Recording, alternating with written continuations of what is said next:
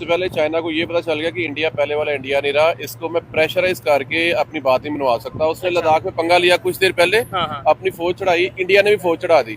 4-5 साल वहां रहा और उसको समझ लगी कि यार अब इंडिया वो वाला नहीं रहा, मच स्ट्रॉन्गर हो गया। मुझे इसके साथ एक सिविलाइजेशन के थ्रू एक अच्छा हमसाया बन के रहना होगा, तो ही मैं सरवाइव करूंगा। और उसने पता चल गया कि मेरे पीछे पीछे ये आ रहा है और आने वाले दिनों में ये मुझे क्रॉस कर जाएगा। दैट्स वाई उसके साथ दोस्ती रखूंगा तो मुझे फायदा होगा, इसलिए वो डायलॉग की तरफ आ गया। गाय को रोटी खिलाने वाला और गाय को रोटी के साथ खाने वाला कभी भाई नहीं हो सकता। कि जो तुम गाय का दूध पीते हो, हम गाय का दूध पीते हैं, हम भाई नहीं हो सकते। चुप, बिल्कुल चुप। हमारे जो वहाँ रिश्तेदार है ना, उनको महीने के अंदर ना 30 किलो राशन मिलता है हर घर को।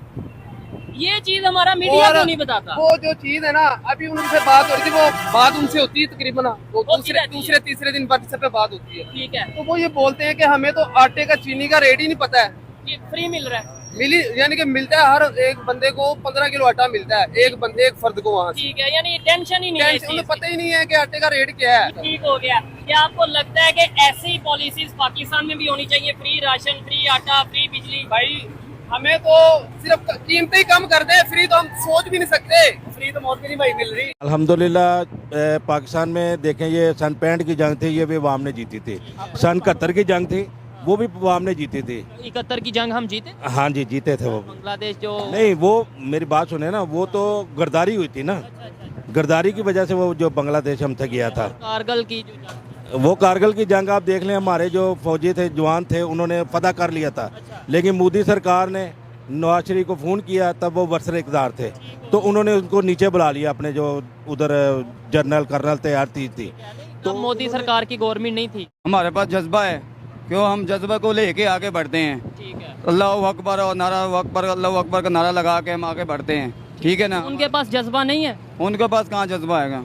वो तो हिंदू लोग हैं, हम मुसलमान, हमारे पास जज्बा है। हम पीछे हटने वाले नहीं हैं, वो पीछे भाग जाते हैं। अब भागे थे वो पीछे? कोई आपको कोई 1965 की जंग देख लें। मैं वही कह रहा हूँ ना, 71 की जंग भी देखें, 99 की भी देखें, 61 की भी देखें।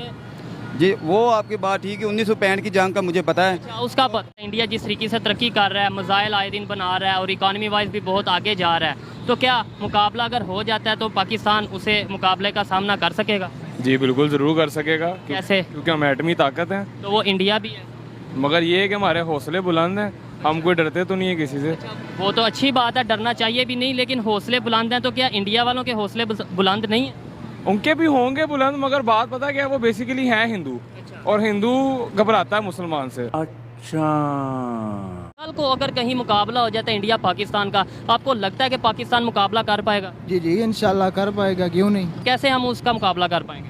भाई असल बात यह है कि ये तो बात पूछने वाली ही नहीं है।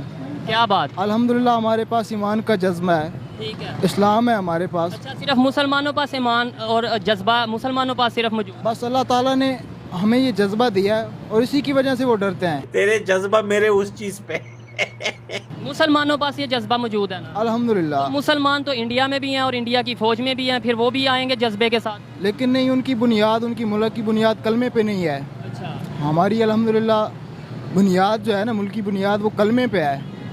और इंशाल्लाह हम कभी मौका आया, ऐसा मौका बना तो बताएंगे उनको। ठीक है। पहले जो 4 दफ़ा मौका बना था, उसमें आपको पता है कितनी दफ़ा हमने उन्हें बता सके या वो हमें बता सके? 4 दफ़ा जंग हुई है उनके साथ, आपको पता है कितनी दफ़ा हम जीते हैं? लेकिन उनको शर्मिंदगी हुई है।